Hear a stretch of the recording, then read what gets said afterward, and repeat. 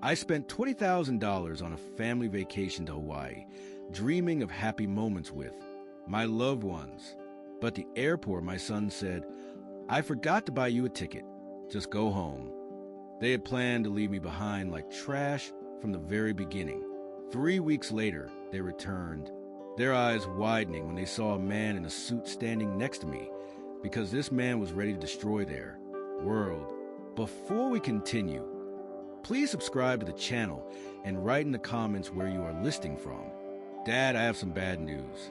Simon's voice cut through the terminal noise like a blade. I stopped mid-stride, my rolling suitcase bumping against my leg. The Hawaiian Airlines check-in counter stretched ahead, busy with families hauling oversized luggage and flower leis. "What kind of bad news?" I asked, though something in his tone already made my stomach clench. He wouldn't meet my eyes. Instead, he stared at the departure board, hands shoved deep in his pockets. "I forgot to buy your ticket." The words hung in the air like smoke. Around us, travelers rushed past with boarding passes clutched in their hands, their excited chatter about beaches and luau now feeling like mockery. "You forgot?" My voice came out smaller than I intended. "Simon, we've been planning this vacation for 3 months." I know. He finally looked at me, but only briefly. There was just so much to coordinate, and with work being crazy. "I gave you $20,000. The number felt heavy on my tongue. "For all of us, the whole family." "Right, and we're grateful, Dad." "Really?" Simon glanced at his watch, then toward the departure gates. But the thing is, the flight's almost ready for boarding, and I was already moving toward the check-in counter, dragging my suitcase behind me. The wheels caught on something, jerking my shoulder, but I pressed forward. This was fixable. Had to be. "Excuse me," I called to the woman behind the counter. Her uniform was crisp blue, her smile professional.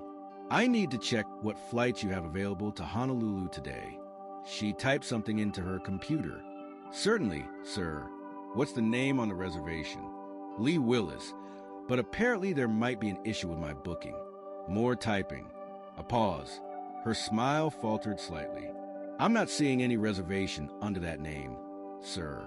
Are you sure it was booked with Hawaiian Airlines?" My chest tightened. It has to be there. My family. I turned to look for Simon, but he'd moved several feet away, pacing near the security checkpoint entrance. "Let me try a broader search," the agent offered. "What dates were you looking to travel?" "Today. Right now. My son and his family should already have their tickets." She nodded, fingers flying over the keyboard. The screen reflected in her glasses as she scrolled through options. "I do see a reservation for Simon Willis. Party of 4, departing at 4:15, but there's no Lee Willis on that booking." The terminal seemed to tilt slightly. "That's impossible. Check again." "I've checked twice, sir. Would you like me to see what's available on standby?" Hope flickered. "Yes, anything." "I'm sorry, but we're completely booked today. There's a convention in Honolulu. And what about tomorrow?" "First class. I'll pay whatever it costs." Simon appeared at my elbow, his hand closing around my arm. "Dad, we need to talk." I shook him off. "Not now. We're figuring this out." "No, we're not." His grip tightened, pulling me away from the counter.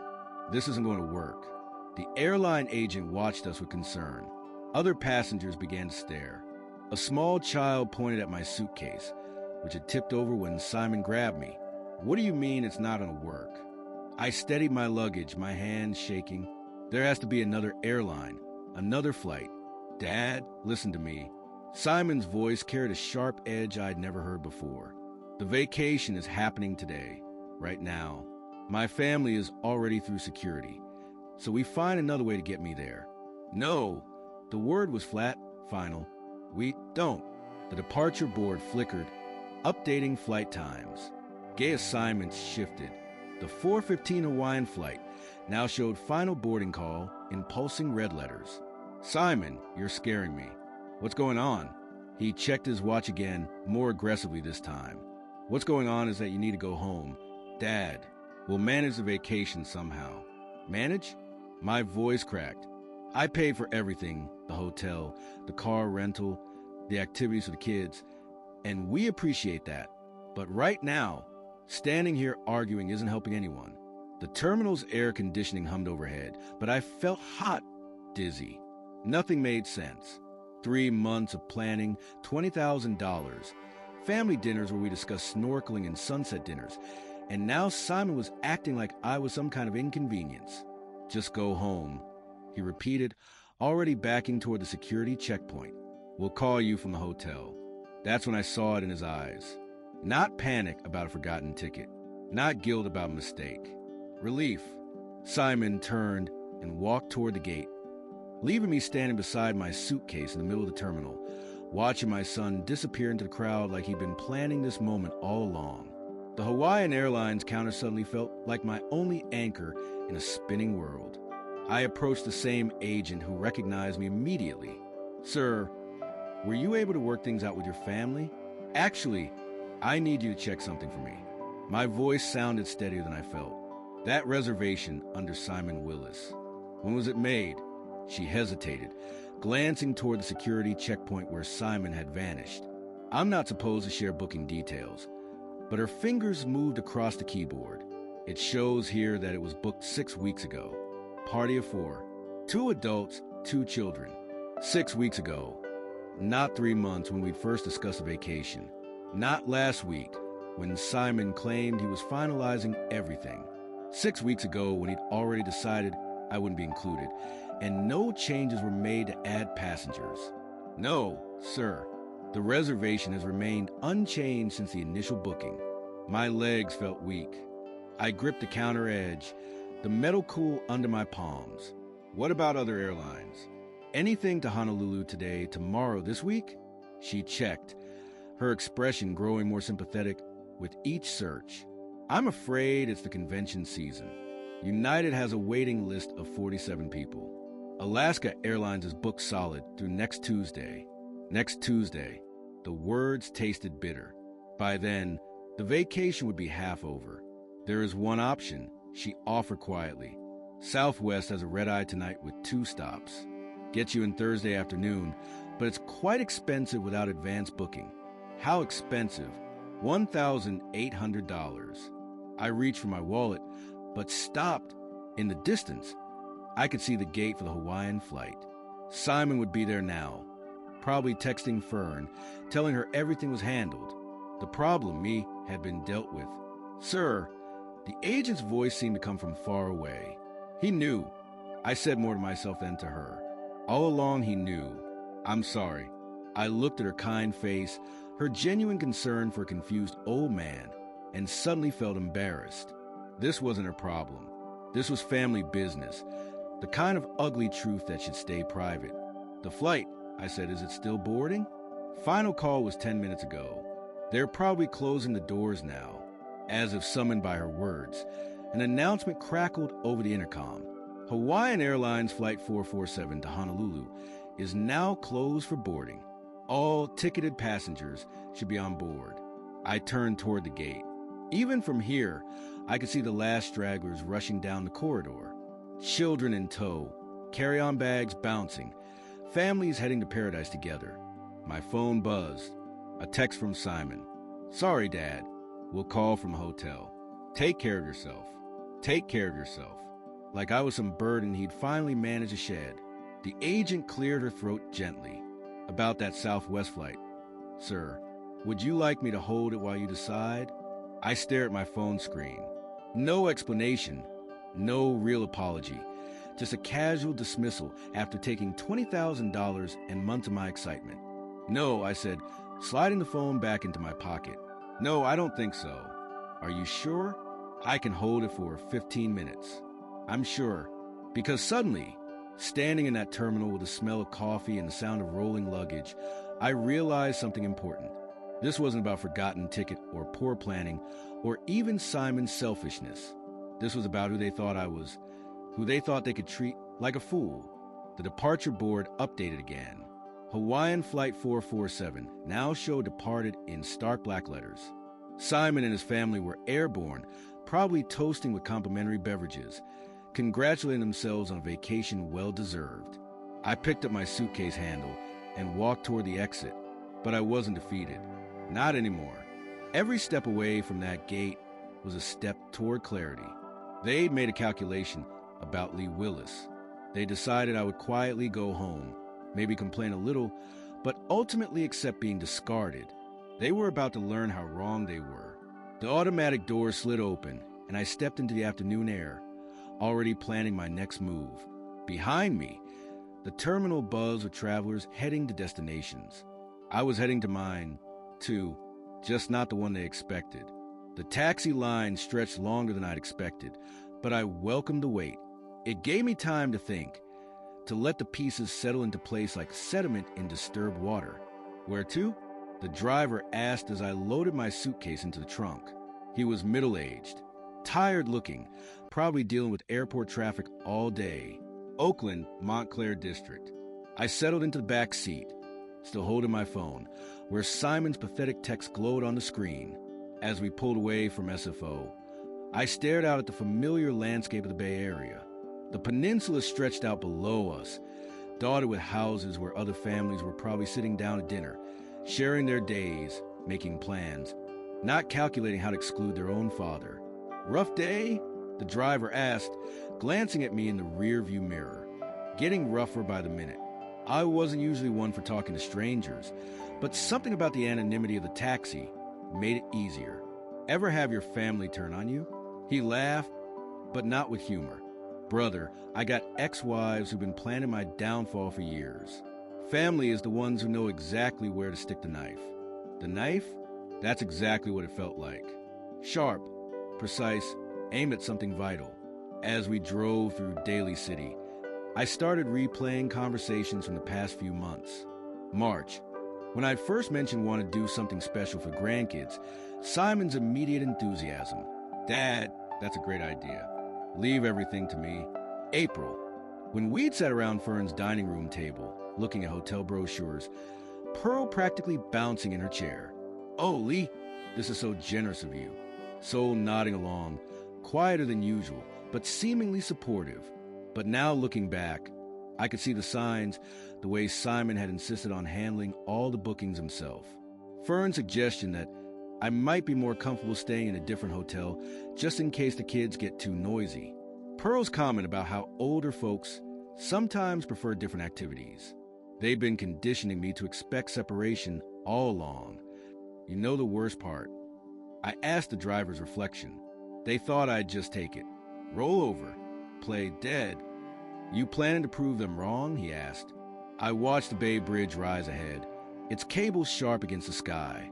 I'm 68, for decades an engineer, a son raised, who now treats me like a fool. But I didn't survive this long by letting anyone walk over me. The driver chuckled. "Now you're talking sense." My phone buzzed. Fern's text. "So sorry, Dad Willis. Mix up. We'll bring you something from Hawaii." Mix up? Not error. Betrayal. 6 weeks ago, I transferred $20,000 to Simon for easier booking. How easily I trusted him. How thoroughly I'd been played. As Highway 24 carried me home, hurt still cut deep, but under it, pressure built, like water behind a dam. They wanted me discarded. Wanted my money, not my presence. Fine. They'd learned this old man had moves left. The taxi pulled in as sun sank behind the Oakland hills. My house waited neat and quiet, but I wasn't the same man who left. "That'll be 47.50, the driver said.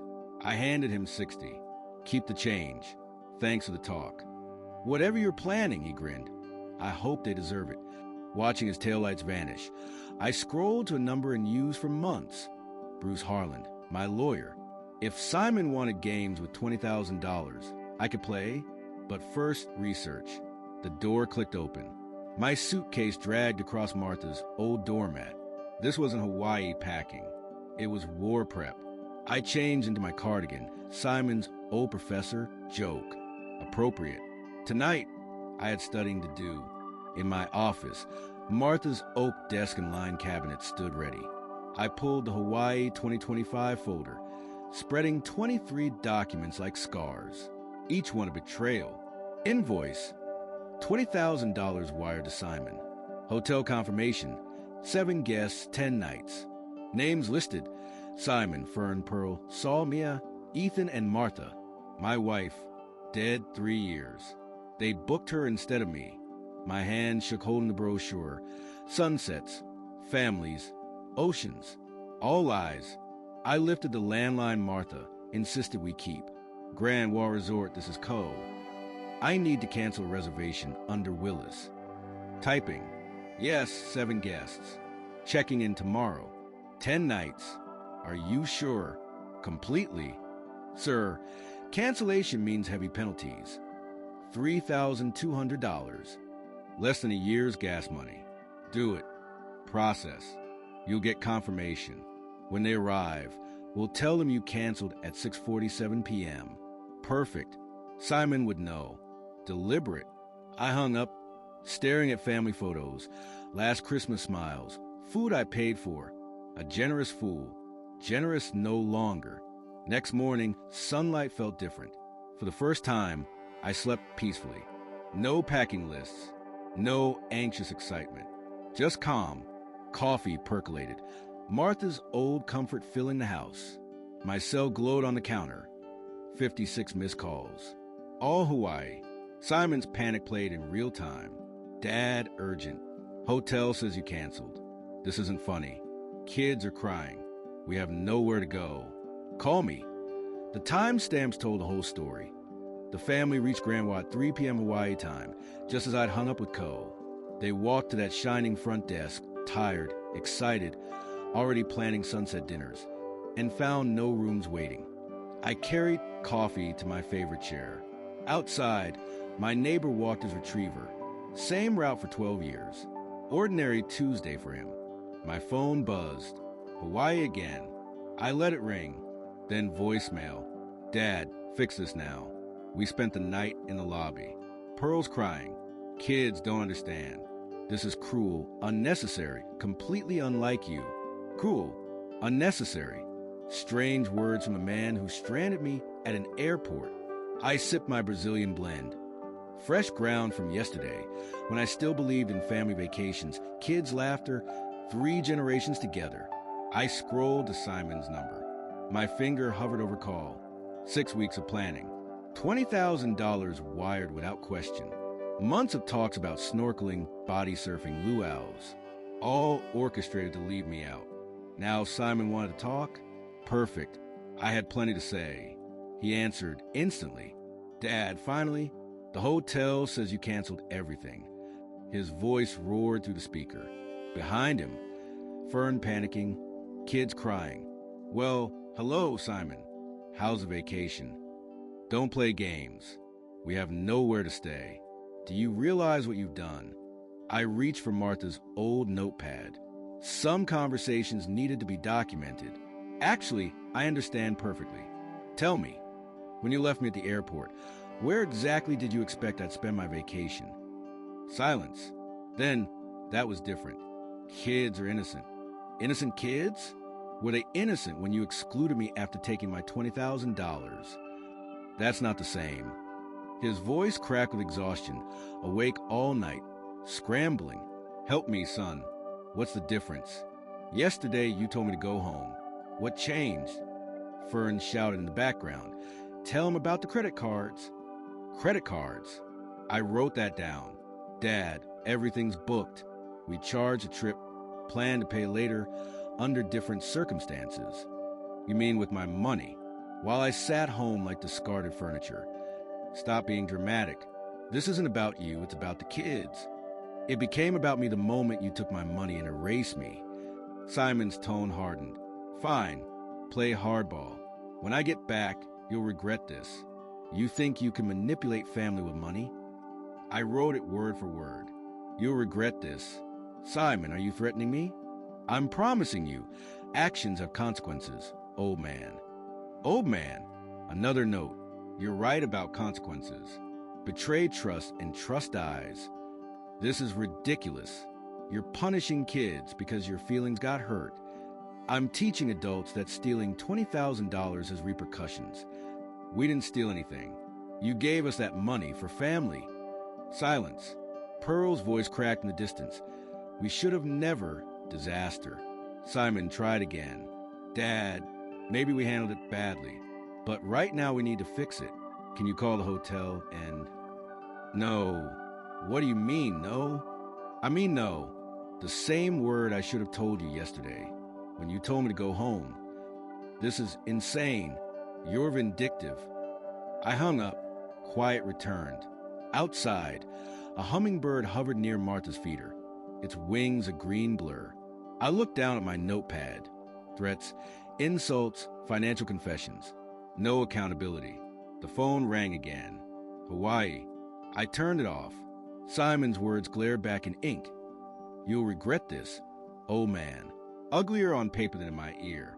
Martha's reading chair sat empty, sunlight pooling on cushions she chose 30 years ago.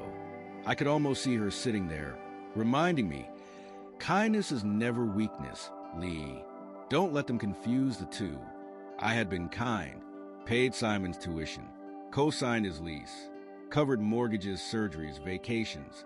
All kindness twisted into weakness. $47,000 last year alone. Not anymore. I found Bruce Harlan's business card tucked behind Martha's emergency contacts. Heron and Associates, estate law. He'd handle Martha's affairs with professional precision, easing difficult times. Bruce understood family obligations. He'd understand exploitation too. My portfolio sat in the bottom drawer. 43 years in engineering, real estate, bonds, retirement, stock options. Simon had no idea how much he'd lose. The sun slanted lower, shadows crossing my desk. In Hawaii, my son still believed frustration could be manipulated with guilt. He'd soon learn the difference between temporary and permanent. I dialed Bruce's number. The digits felt like coordinates I'd avoided my whole life. Justice was a revenge. Martha taught me that. Revenge is messy. Justice is clean, educational. Simon won a hardball. Perfect. I'd spent 4 decades negotiating with men who underestimated engineers. None made that mistake twice. The receptionist answered warmly. Harlan and Associates. This is Jennifer. This is Lee Willis. Urgent consultation with Bruce on estate planning. Appointment set for tomorrow. I slept better that night than any since this began. Refreshed, I drove to San Francisco. Bruce's office towered above the bay, marble and wood paneling projecting results worth every penny. Lee, come in. Bruce greeted me, handshake firm. At 55, confidence marked years of solving hard problems. I sat, spreading documentation like trial evidence, statements, receipts, threatening texts. What's the situation? He asked. My son showed me who he is. I need legal protection for his greed. I told the story chronologically. Planned trip, deliberate exclusion, hotel cancellation, 56 desperate calls, then ugly threats. Bruce listened, legal pad steady. How long has this dependency lasted? 20 years. Mortgage documents, threats, verbatim notes. You'll regret this, old man. Actions have consequences. Bruce studied my notes, expression grave. Lee, this is financial coercion. In California, grounds for disinheritance with protections against challenge. If you modify your will, Simon can't contest. Relief felt physical, like setting down a weight. I want him excluded. Everything goes to causes that matter. Bruce drafted options, new will, charitable beneficiaries, precise exclusion language. For an hour we planned. Oakland Children's Foundation, UC Berkeley scholarships, veteran support, senior services. My documents show clear exploitation and threats, solid grounds. How long will it take? Documents ready next week. Witnesses, notarization, video proof. Whatever it takes. Bruce leaned back. Lee, this is permanent. It will change family ties. They changed first. I'm making it official. No doubts about grandchildren? I thought of Mia and Ethan. Innocent at dinners and birthdays I'd funded. They'd be better served by scholarships than money under Simon's control. Bruce nodded. Then we proceed. I'll draft comprehensive documents, excluding Simon completely, securing your wishes from legal challenge. We shook hands as the meeting ended. His grip conveyed competence and understanding. I'll call you. Everything's ready for signature. Walking back through the lobby, I felt lighter. Justice was coming. The elevator descended 15 floors as I processed Bruce's words. Legal protection. Permanent consequences for Simon's betrayal. That week passed peacefully. Morning walks, reading, quiet dinners, free from Simon's demands. Friday, my phone rang. Lee, the documents are ready. Can you come Monday for signing? Absolutely. Still committed. More than ever. Monday. Bruce's office held extra people. Mrs. Chun and paralegal David. Polish table. Notary stamps ready. Formal will execution, Bruce said. Everything must be witnessed to prevent challenges. The new will lay open. 23 pages turning my anger into permanent action. Simon excluded. Charitable trusts named. Bruce, as executor, had full authority. Key provisions, Bruce read, voice solemn. Lee Willis, sound mind, excludes Simon Willis due to financial exploitation and threats. The words felt final. Bruce continued. Oakland Children's Education Foundation for $100,000. UC Berkeley Engineering Scholarship, $300,000. Senior Services, Veterans, Community Development, helpful hands instead of entitled family. Do you understand these provisions? Mrs. Chun asked. Yes. Executing freely. Completely freely. David started recording. Name, date, free choice. My signature was deliberate, final, notary seal pressed. Bruce handed sealed copies. Original stays in vault. Keep one copy accessible, another in safety deposit box. I tucked it under my arm. Weight like armor. They'll find out when you choose, Bruce said. Family meetings revealed true priorities. Outside, San Francisco buzzed. Life continued as my world shifted. 2 weeks later, I rehearsed the moment. At SFO arrivals, calm confidence steadied me.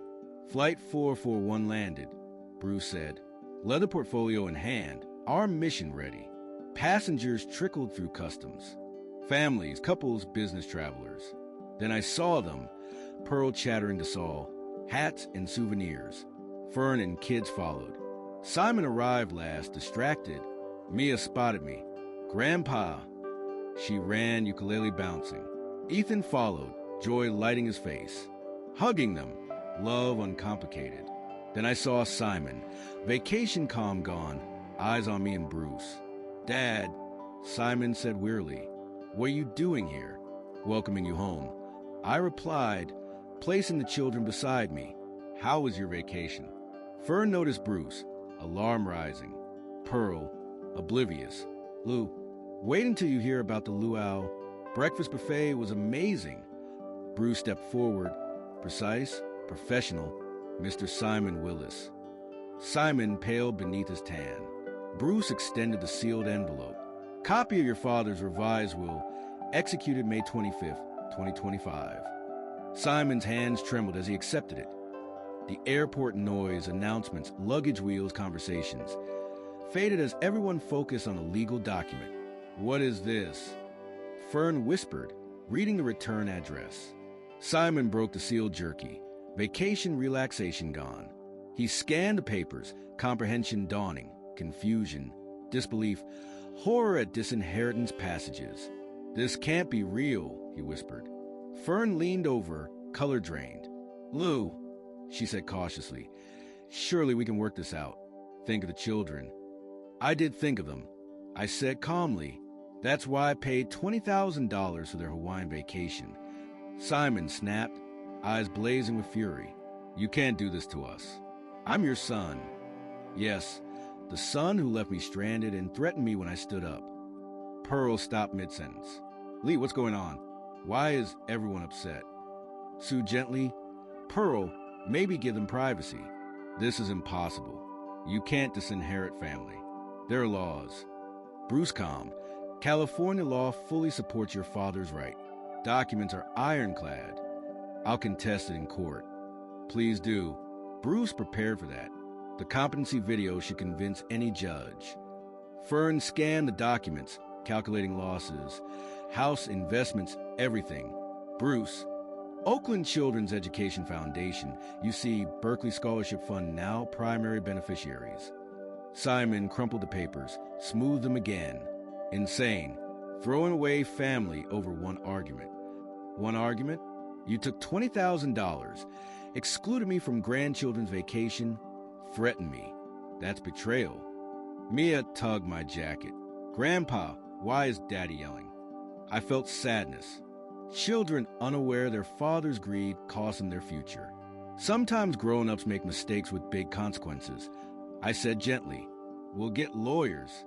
You were manipulated." Bruce handed a card. "I'll document your father's competency. Frivolous litigation is costly." Family clustered around luggage. Pearl looked confused. So quietly, "Simon, maybe think about consequences before acting." Simon snapped at his father-in-law. "Don't lecture me. This affects all of us." "No, it affects the people who betrayed my trust. Children are innocent.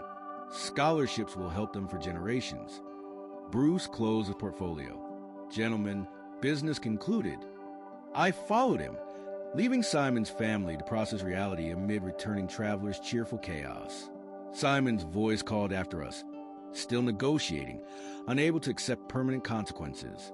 Walking SFO corridors, I felt transformed from confused, betrayed man to one reclaiming dignity. Bruce and I rode the elevator in silence. Justice completed, no commentary needed. Went exactly as planned. Better, Simon revealed his character perfectly. No judge would overturn this will. Drive across Bay Bridge. City lights reflected on water. Martha's presence approving. They'll contest it. Let them. Documentation is ironclad. Bruce parked. Porch light flickered. House unchanged but transformed by justice. We shook hands. "Thank you, Bruce. You made this possible. You did the hard work." Standing up took courage.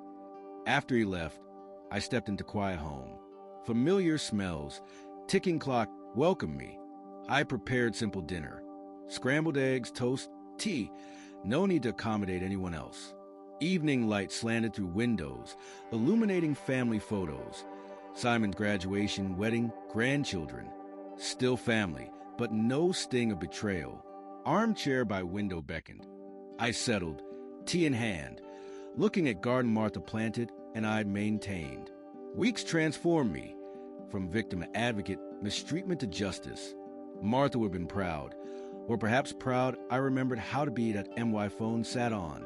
The side table, turned off since leaving the airport. No doubt Simon was trying to call, still believing he could, negotiate his way out of consequences. But some lessons can only be learned, never taught. The charitable. Organizations would receive my call tomorrow. The Oakland Children's Education Foundation, you see, Berkeley's. Engineering school, the Senior Services Program. Worthy causes run by grateful. People who understood stewardship. My money would fund violin lessons for children whose parents worked multiple jobs. It would pay for engineering textbooks for students who couldn't afford them. It would provide meals and companionship for seniors who've been forgotten by their families. Real good in the world, instead of funding more. Vacations I'd be excluded from. The sunset behind Oakland's hills, painting my living room in shades of gold and amber. Somewhere across the bay, Simon's family was probably still processing the magnitude of their changed circumstances. Pearl would be confused, Soul quietly calculating.